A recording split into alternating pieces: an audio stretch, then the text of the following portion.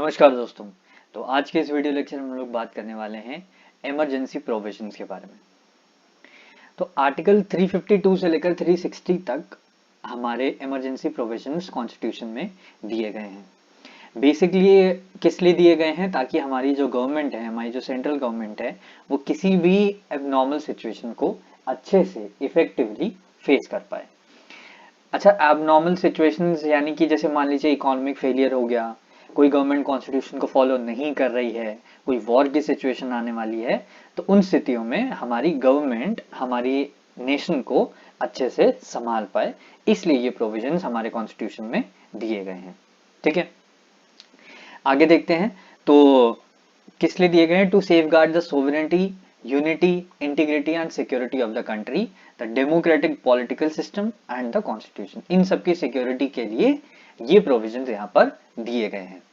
Emergency के time पे होता क्या है कि हमारी जो सेंट्रल गवर्नमेंट होती है वो, उसके हाथ में सारी पावर आ जाती है, स्टेट्स की भी पावर सेंटर के हाथ में आ चुकी होती है। ठीक है, आगे बढ़ते हैं। तो यहां पर होता क्या है कि जैसे कि हमारी जो कॉन्स्टिट्यूशन है, हमारा जो फेडरल सिस्टम है, वो कहीं ना कहीं यूनिटरी सिस्टम में चेंज हो जाता है, यानी कि सारी पावर एक अथॉरिटी के हाथ में आ जाती है। फेडरल सिस्टम में क्या होता था कि हमारी जो पावर्स थी वो सबके पास इक्वली डिवाइडेड थी, सेंटर के पास इक्वली डिवाइडेड थी, सेंटर के पास भी थी। और जैसे कि हमने लिस्ट की बात की थी, तो लिस्ट में होता है, यूनियन लिस्ट होती है एंड जो कि सेंटर कंट्रोल करता है, एक हमारी कॉन्करेंट होती है, एक हमारी स्टेट होती है। तो स्टेट के पास अलग सब्जेक्ट थे, यूनियन के पास अलग सब्जेक्ट थे एंड कॉन्करेंट पे दोनों लोग बनाते थे। ठीक है, लेकिन ये किस में था? फेडरल सिस्टम में। अभी इमरजेंसी के टाइम पे फेडरल सिस्टम चेंजेस इनटू आपका यूनिटरी सिस्टम। ठीक है, तो उसमें क्या होता है कि सारी पावर सेंटर के हाथ में आ जाती है। ठीक, आगे बढ़ते हैं। तो यहाँ बहुत अच्छा स्टेटमेंट लिखा हुआ है डॉक्टर बी आर अम्बेडकर साहब का, इसको पढ़ लेते हैं कि all federal systems including American are placed in a tight mould of federalism, no matter what the circumstances, it cannot change its form and shape, it can never be unitary। Federal system जो कि America में follow किया जाता था वो कभी भी unitary नहीं बन सकता था, चाहे कोई भी स्थिति आ जाए। ठीक है, लेकिन अगर कॉन्स्टिट्यूशन ऑफ इंडिया की बात करेंगे तो वो दोनों फेडरल और यूनिटरी की तरह एक्ट कर सकता है, based on the requirement of time and circumstances. जैसे जैसे जैसा भी टाइम होगा उसके हिसाब से हम समय के हिसाब से वहां पर रिएक्ट कर सकते हैं, वहां की चीजों को कंट्रोल में ला सकते हैं। ठीक है, in normal times it is frame to work as federal system, but in times of emergency it is so designed as to make it work as though it was a unitary system। ठीक है, emergency के time पे ही unitary system बनता है, बाकी time पे वो federal की तरह ही एक्ट करता है। ठीक है, कहते हैं ना, समय की नजाकत को समझते हुए जैसा रिएक्ट करना चाहिए, जैसे स्टेप्स लेने चाहिए, वो सारे हमारे कॉन्स्टिट्यूशन में दिए गए हैं। तो सबसे पहला पॉइंट इनका पढ़ लेते हैं। तीन टाइप्स ऑफ इमरजेंसी जो हमारे कॉन्स्टिट्यूशन में दी गई हैं। सबसे पहली है हमारी नेशनल इमरजेंसी, जिसका आर्टिकल आपको याद रखना पड़ेगा 352। हमारे पास चार आर्टिकल यहाँ पर हम लोग पढ़ेंगे, 352, 356, 365 एंड 360। ठीक है, ये याद रखना है। पहला 352 की बात करेंगे तो this is known as national emergency.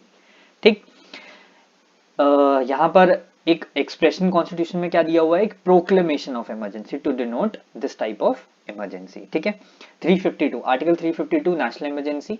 फिर आ जाते हैं आर्टिकल 356 पे, जिसको हम कहते हैं प्रेसिडेंट्स रूल या स्टेट इमरजेंसी। ठीक है, इसमें कोई दिक्कत नहीं है, कॉन्स्टिट्यूशनल इमरजेंसी भी कहते हैं इसे, नाम याद रखिएगा। प्रेसिडेंट रूल को ही स्टेट इमरजेंसी, उसी को ही कॉन्स्टिट्यूशनल इमरजेंसी। आर्टिकल है 356। फाइनेंशियल इमरजेंसी की बात करेंगे तो जब भी फाइनेंशियल स्टेबिलिटी पे थ्रेट आता है, फाइनेंशियली कोई दिक्कत चलती है कहीं स्टेट में या सेंटर में, तब ये फाइनेंशियल इमरजेंसी यूज की जाती है, आर्टिकल 360। तो सबसे पहले हमने देखा article 352 national emergency, article 356 president rule, and president rule के नाम स्टेट इमरजेंसी या कॉन्स्टिट्यूशनल इमरजेंसी। तीसरा हम लोग देखते हैं फाइनेंशियल इमरजेंसी, जो कि है आर्टिकल 360। तो इस वीडियो में बेसिकली हम लोग नेशनल इमरजेंसी की बात करेंगे, उसके बाद की दो इमरजेंसी अलग अलग वीडियोस में देखेंगे। अब हम लोग सबसे पहले बात कर लेते हैं नेशनल इमरजेंसी के ग्राउंड्स ऑफ डिक्लेरेशन के बारे में, यानी कि किस बेसिस पे डिक्लेयर की जाती है। तो जब भी सिक्योरिटी ऑफ इंडिया की बात आएगी या इंडिया की सिक्योरिटी की बात आएगी तो यहाँ पर नेशनल इमरजेंसी का इस्तेमाल किया जाएगा। जैसे कि कोई वॉर की सिचुएशन बन रही है, कोई आर्म्ड रिबेलियन की सिचुएशन बन रही है, तो वहां पर प्रेसिडेंट नेशनल इमरजेंसी डिक्लेयर कर सकते हैं। अच्छा, प्रेसिडेंट जो हैं वो नेशनल इमरजेंसी तब भी डिक्लेयर कर सकते हैं जब उन्हें इस बात की आशंका हो कि ऐसा कुछ दिक्कत होने वाली है, ऐसा कोई डेंजर आने वाला है। ठीक है, जरूरी नहीं है कि वो वॉर हो ही जाए। अगर वॉर की सिचुएशन भी हो रही है तो भी वो नेशनल इमरजेंसी डिक्लेयर कर सकते हैं। वैसी कोई दिक्कत नहीं हुई तो बाद में वो हटा दी जाएगी। ठीक है। पहले क्या था कि अलग अलग ग्राउंड्स पे चीजें डिक्लेयर की जाती थी। जैसे कि यहाँ पर लिखा हुआ है, the president can also issue different proclamation on the ground of war, external aggression and armed rebellion और imminent danger thereof whether और नॉट देयर इज प्रोक्लेमेशन। पहले ऐसा नहीं था। पहले जब ये पुख्ता सबूतों से पता चल जाएगा कि भाई वॉर होने वाली है या कोई एक्सटर्नल एग्रेशन होने वाला है, तभी मतलब ऑलमोस्ट ये कह सकते हैं कि स्टार्ट हो गया, तब इमरजेंसी लगी है। ठीक है।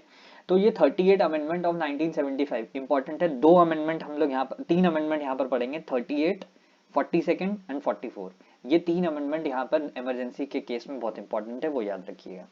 तो सबसे पहला आ गया 38 अमेंडमेंट ऑफ 1975। तो यहाँ पर ये चीज चेंज की गई कि भाई बिल्कुल टर्न आने पर टर्न नहीं लेना है, टर्न आने पर बिल्कुल इंडिकेटर नहीं देना, पहले ही दे देना है। मतलब पहले ही आपको बता देना है कि हाँ भाई हम मुड़ने वाले हैं, पहले ही बता देना है कि देख लीजिए देश में दिक्कत आने वाली है, तो आप सब लोग पहले से ही तैयार रहें या उसके हिसाब से ही रिएक्ट करें। तो नेशनल इमरजेंसी अब वॉर हो ना हो उससे पहले भी लगाई जा सकती है, पहले ऐसा नहीं था। ठीक। फिर आ जाते हैं उसके टर्म्स पे। तो पहले क्या था कि नेशनल इमरजेंसी जो डिक्लेयर की जाती थी वो on the ground of war और एक्सटर्नल एग्रेशन, तो उसे हम एक्सटर्नल इमरजेंसी कहते थे। और जो आर्म्ड रेबेलियन वाला केस था उसे हम इंटरनल इमरजेंसी कहते थे। ठीक है। लेकिन पहले ऐसा नहीं था। पहले ये जो आर्म्ड रेबेलियन वाला शब्द है ये नहीं था। नेशनल इमरजेंसी है वो पूरे इंडिया पे भी लगाई जा सकती है और सिर्फ एक स्पेसिफिक पार्ट में भी लगाई जा सकती है। पहले ऐसा नहीं था। पहले जब नेशनल इमरजेंसी लगती थी तो पूरे देश में नेशनल इमरजेंसी लगती थी। ठीक है। कमेंट बॉक्स में ये जरूर बताइएगा कि हमारे देश में सबसे प्रोमिनेंट इमरजेंसी किसकी बात की जाती है, कब वो आई थी, कब लगाई गई थी और किसकी गवर्नमेंट में लगाई गई थी। ठीक है। हाँ, तो 42nd अमेंडमेंट ऑफ 1976 पहले मैंने बता दिया। ये 42nd, 44 और 38 यहाँ पर बोला जाएगा, डिस्कस किया ही जाएगा। तो 42nd में ही प्रेसिडेंट को लिमिट दे दी गई थी कि नेशनल इमरजेंसी को जरूरी नहीं है कि पूरे इंडिया में लगाया जाए, उसको किसी पार्ट में भी लगाया जा सकता है। अब देखिए 44 amendment of 1978 constituted the words armed rebellion for internal disturbances. Internal disturbances जो शब्द है उसके बहुत सारे मतलब निकाले जा सकते थे, बहुत ही वाइड रेंज थी इसमें इंटरनल डिस्टर्बेंसेस में, जिसके बेसिस पे ही 1975 में कांग्रेस की गवर्नमेंट ने इमरजेंसी लगाई थी पूरे देश में। ठीक है। तो इसी चीज को हटाने के लिए कि भाई ऐसा ना हो कि किसी भी फिजूल के ग्राउंड पे इमरजेंसी लगा दी जा रही है। अच्छा, ये इमरजेंसी की बहुत सारी बातें होंगी यहाँ पर 1975 वाले की, बहुत ही आप कह सकते हैं क्रूशियल इमरजेंसी थी उस टाइम की। ठीक है। तो 44 अमेंडमेंट में हमने 1978 के 44 अमेंडमेंट में हमने आर्म्ड रेबेलियन को यूज किया और कौन सा शब्द हटा दिया वहां से, इंटरनल डिस्टर्बेंसेस वहां से हटा दिया था हमने। ठीक है। फिर ये पॉइंट आया कि प्रेसिडेंट जो हैं वो कैबिनेट के रिटन रिकमेंडेशन पे ही नेशनल इमरजेंसी लगा सकते हैं, उससे पहले नहीं लगा सकते हैं। अच्छा, यहाँ थर्ड पॉइंट दिखाया जा रहा है, थर्ड पॉइंट देख लेते हैं क्या पर बता रहा है। पहले यहाँ तो खैर कैबिनेट का मतलब बताया गया है। उस समय जो 1975 वाली इमरजेंसी थी उसमें हुआ क्या था कि जो हमारी प्राइम मिनिस्टर थी इंदिरा गांधी, उन्होंने विदाउट अपने कैबिनेट से डिस्कस करके, कोई कंसल्टेशन नहीं लिया उन्होंने कैबिनेट का, कोई डिस्कशन नहीं हुआ और उन्होंने जाके तुरंत प्रेसिडेंट के पास पहुंच गई और प्रेसिडेंट को कहा कि ऐसा है, आप इमरजेंसी लगा दीजिए। ठीक है,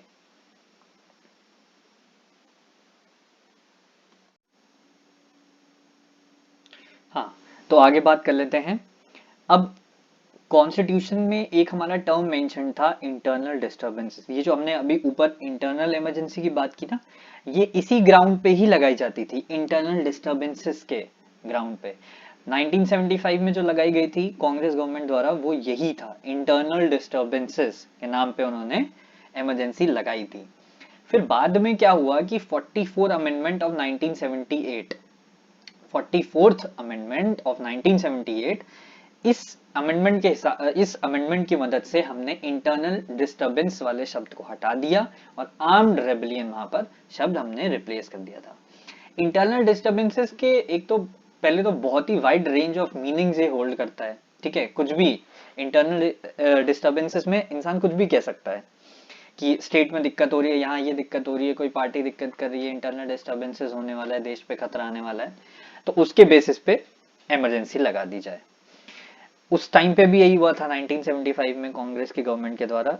इंदिरा गांधी सीधा पहुंच गई थी वहां पर प्रेसिडेंट के पास। अच्छा, प्रेसिडेंट कौन थे उस समय के, जरा मुझे कमेंट बॉक्स में लिख के बताइएगा। प्रेसिडेंट के पास पहुंच गए और उन्होंने कहा कि ऐसा है कि नेशनल इमरजेंसी लगानी है, और फिर उसके बाद इमरजेंसी लगा दी गई थी। बिना कैबिनेट को पूछे, बिना कैबिनेट से रिकमेंडेशन लिए इंदिरा गांधी ने हमारी इमरजेंसी, नेशनल इमरजेंसी प्रोक्लेम कर चुकी थी, प्राइम मिनिस्टर से कहलवा चुकी थी कि इमरजेंसी लगेगी। कैबिनेट को कब पता चला? जब प्रोक्लेमेशन हो चुका था इमरजेंसी का, उसके बाद फेट अकम्प्लाई, उस चीज को क्या कहेंगे, फेट अकम्प्लाई, कि कैबिनेट से पहले पूछा जाता तो कैबिनेट कुछ उसमें कर पाता। अब कैबिनेट को बाद में बताया जा रहा है तो कैबिनेट ऑब्वियसली उसमें कुछ भी नहीं कर सकता है। तो 1978 44th अमेंडमेंट 1978 जिसके ऊपर हमने बात की, उसी में एक ये भी रिकमेंडेशन आया कि प्रेसिडेंट जो हैं वो सिर्फ और सिर्फ नेशनल इमरजेंसी कब लगा सकते हैं? जब उन्हें रिटन रिकमेंडेशन मिल जाएगी कैबिनेट की। ठीक है, कब लगा सकते हैं? जब रिटन रिकमेंडेशन लिखित में दिया जाएगा कैबिनेट के द्वारा, तब प्रेसिडेंट नेशनल इमरजेंसी लगा सकते हैं। ठीक है, आगे बढ़ते हैं। अब थोड़ा इंपॉर्टेंट पैराग्राफ है, इसको ध्यान से समझेंगे। सबसे पहले 38 अमेंडमेंट 1975 की, जिसकी हम लोग ऊपर भी बात कर चुके हैं एक बार।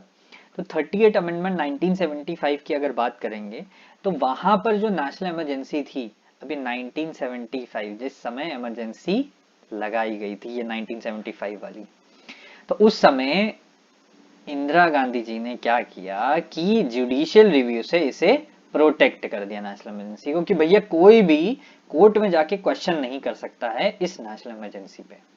ठीक है, अब 1978 ये जो अमेंडमेंट है 38 1975 वाले, वो उनके पक्ष में किए गए, एंड 1978 में सारी चीजें सुधारी गई।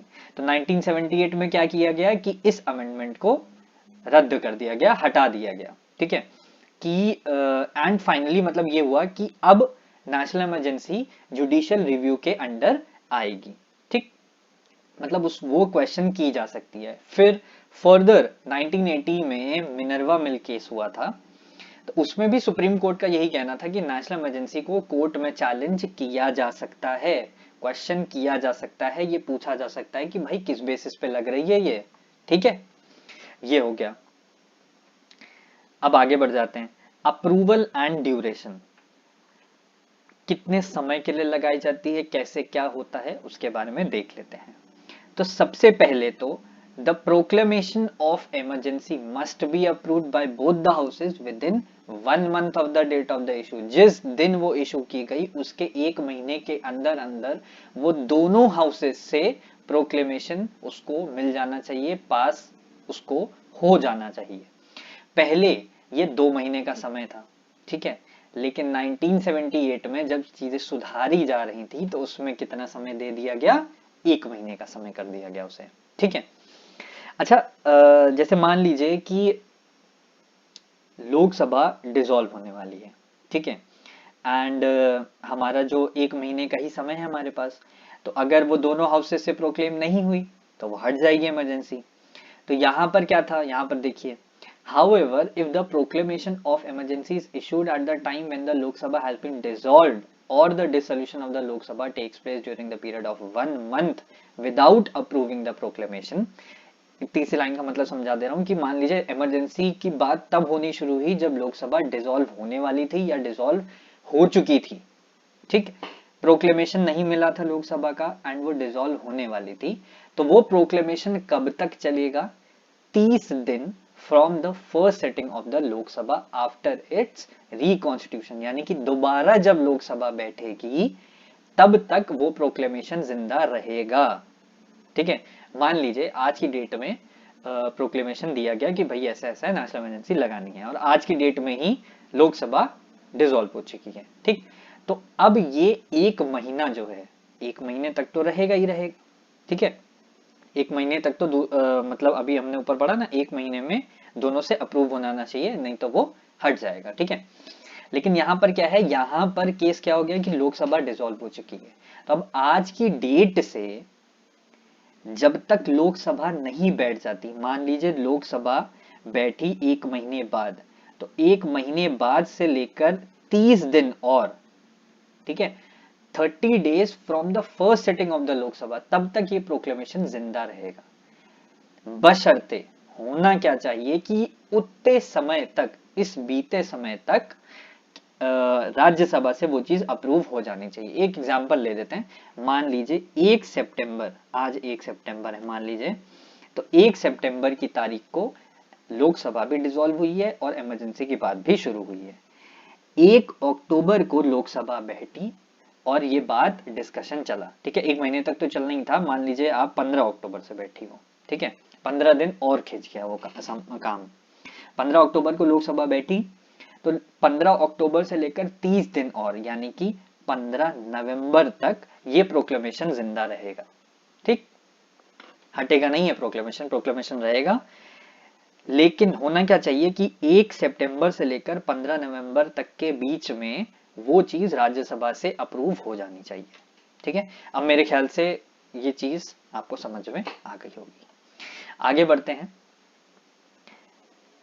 अब बात आती है कि कब तक चलती है। जब ये दोनों हाउस से अप्रूव हो चुकी होती है, फाइनली इमरजेंसी लग जाती है, तो 6 महीने के बाद, 6 महीने तक तो चलती है, और 6 महीने के बाद ये इनडेफिनेट पीरियड के लिए अप्रूवल इसका किया जाता है, फॉर एवरी 6 मंथ, ठीक है। हर 6 महीने के लिए इसे अप्रूवल मिल जाता है, ठीक, नेशनल इमरजेंसी को। पहले क्या था, पहले भैया एक बार अगर इमरजेंसी लग गई तो लग गई, ठीक। Before that the emergency once approved by the parliament could remain in the operation as long as the executive decide. जब तक एग्जीक्यूटिव का मन करता था तब तक वो लगाए रहते थे, ठीक। अभी क्या हो गया है कि हर 6 महीने में उसको, देखिए लिखा भी है, if approved by both the houses of the parliament, the emergency continues for 6 months and can be extended to an indefinite period of time with an approval of the parliament for every 6 months, ठीक है। ये हो गया 9, फिर वही 44th amendment 1978 का जब चीजें सुधारी जा रही थी तो ये चीज भी वहां पर ऐड कर दी गई थी, ठीक है। अब यहां पर भी वही केस आता है कि मान लीजिए हमने इमरजेंसी लगा दी और 6 महीने होने को आ रहे हैं, उसके बाद हमें वो लेना पड़ेगा, मतलब वापस से परमिशन लेनी पड़ेगी चालू कराने की। तो परमिशन लेने के लिए, प्रोक्लेमेशन लेने के लिए हमें दोनों हाउसेस की जरूरत है, ठीक। लेकिन मान लीजिए लोकसभा डिसॉल्व हो जाती है उसी 6 महीने के गैप में, तब क्या होगा, तब वो इमरजेंसी, वही चीज है, लोकसभा की पहली सिटिंग से 30 दिन तक सरवाइव कर जाएगा, ठीक है। जब भी अगली लोकसभा चुन के आ जाएगी, उसकी पहली सिटिंग होगी, तब से लेकर 30 दिन तक वो इमरजेंसी चालू रहेगी। यहां पर भी शर्त वही है कि इस बीच के समय में वो राज्यसभा से अप्रूव हो जानी चाहिए, ठीक है। ये चीज हो गई। अब देखिए, हर वो रेजोल्यूशन जो कि प्रोक्लेमेशन ऑफ इमरजेंसी मतलब उस कंडीशन को फुलफिल करना चाहिए कि वो इमरजेंसी वापस से प्रोक्लेम की जाए, उसके लिए दो यहाँ पर कंडीशंस हैं। पहली कंडीशन क्या है, majority of the total membership of that house, और अगली है a majority of not less than 2/3 of the member of that house present and voting। सबसे पहली चीज मेजॉरिटी होनी चाहिए टोटल मेंबरशिप की, ठीक है। मान लीजिए 500 लोग हैं तो 250 से ज्यादा वहां पर होनी चाहिए मेजॉरिटी में लोग। तीसरी चीज है not less than 2/3 of the members of that house present and voting, जो उस समय प्रेजेंट है उसके 2/3 वहां पर वोटिंग में आने चाहिए, ठीक है। 2/3 से कम होगा तो नहीं हो पाएगा, ठीक। ये जो मेजॉरिटी स्पेशल मेजॉरिटी वाला है, यही 44th अमेंडमेंट 1978 जब चीजें सुधारी जा रही थी तभी ये चीज भी लाई गई। पहले क्या था, सिंपल मेजॉरिटी से कर दिया जाता था, ठीक। आगे बात करते हैं रिवोकेशन ऑफ प्रोक्लेमेशन, यानी कि कब इमरजेंसी हटाने की बात की जाएगी, ठीक है। तो सबसे पहले यहां पर दिया हुआ है, पहले क्या था, अभी 1978 वाला फिर आ गया है। पहले क्या था कि president must revoke a proclamation if the Lok Sabha passes a resolution disapproving its continuation, ठीक है। अरे sorry, a proclamation of emergency में भी प्रेसिडेंट जो थे वो किसी भी समय पे इसको हटा सकते थे और इसमें किसी भी पार्लियामेंट्री अप्रूवल का कोई यूज नहीं था, ठीक है। मतलब जब प्रेसिडेंट का मन करेगा तब वो हटाएंगे, जब प्रेसिडेंट का मन नहीं करेगा तब वो नहीं हटाएंगे। लेकिन अभी क्या हो गया, फर्दर ये such a proclamation does not require any parliament approval, ये मैंने बता दिया। Further the president must revoke a proclamation if the Lok Sabha passes a resolution disapproving its continuation. तो यहां पर क्या था कि जब भी हमें रिवोकेशन करना पड़ेगा, जब भी हम रिवोक करेंगे प्रोक्लेमेशन को, तो यहां पर हमें लोकसभा की जरूरत पड़ेगी, ठीक है। जब तक लोकसभा डिसअप्रूव नहीं करती, प्रेसिडेंट नहीं कर सकते हैं उसको रिवोक, ठीक है। Obviously, this safeguard was introduced by 44th Amendment 1978। इसके पहले क्या था, प्रेसिडेंट अपनी मर्जी से काम करते थे, लोकसभा का उस पर कोई भी कंट्रोल नहीं था, ठीक है। आगे बढ़ते हैं। लोकसभा में भी क्या कंडीशन थी कि where 1/10 of the total members of the, यहाँ पर मार्क कर देता हूं, where 1/10 of the total members of the Lok Sabha give a written notice to the speaker. ये बात यहाँ पर ध्यान रखने वाली है। दूसरी चीज, a special sitting of house should be held within 14 days for the purpose of considering a resolution disapproving the continuation of the proclamation। एक स्पेशल सिटिंग बनाई जाएगी 14 दिन के भीतर, ठीक है, with in 14 days for the purpose of considering, मतलब 14 दिन कब से, जब वो एंड होने वाली होगी उससे 14 दिन पहले ही वो चीज बना दी जाएगी और उसे चालू करवाना होगा, यानी कि प्रोक्लेम करवाना होगा तो प्रोक्लेमेशन की बात होगी, एंड करवाना होगा या रिवोक कराना होगा तो उसकी बात होगी। अब दो चीजें यहां पर हम लोग डिफरेंशिएट कर लेते हैं, अ रेजोल्यूशन ऑफ डिसअप्रूवल और resolution of approving the continuation. इन दो चीजों में क्या फर्क है, तो जब हम लोग डिसअप्रूवल की बात करेंगे तो वहां पर हम लोग ने बात की कि सिर्फ लोकसभा की जरूरत है, लेकिन जब भी प्रोक्लेमेशन की बात होगी तो दोनों हाउसेस की जरूरत होगी, ठीक है, ऑब्वियस है, पढ़ चुके हम लोग। दूसरी चीज क्या थी कि जब भी हम लोग डिसअप्रूवल की बात करेंगे तो वहां पर सिंपल मेजोरिटी है, ठीक है, सिंपल मेजोरिटी है। अभी हमने बात की थी स्पेशल मेजोरिटी कौन से अमेंडमेंट से आई थी, 44th, ठीक है, 44 से स्पेशल मेजोरिटी आई थी कि जब प्रोक्लेम कराना होगा तो स्पेशल मेजोरिटी वहां पर लगेगी, ठीक है। पहले वो भी सिंपल मेजोरिटी से ही हो जाता था, तो इसमें तो मेरे ख्याल से कोई दिक्कत नहीं है। तो फिर अगले वीडियो में हम लोग बात करेंगे इफेक्ट्स ऑफ नेशनल इमरजेंसी, और उसके आगे के टॉपिक जो बचेंगे वो हम लोग नेक्स्ट वीडियो में कवर करेंगे। इस वीडियो के लिए फिलहाल इतना ही। जो भी आपके डाउट्स हों वो प्लीज कमेंट बॉक्स में कमेंट कीजिएगा, मैं कोशिश करूंगा कि मैं सारे डाउट्स को सॉल्व कर पाऊं। तो आज के लिए इतना ही, थैंक यू।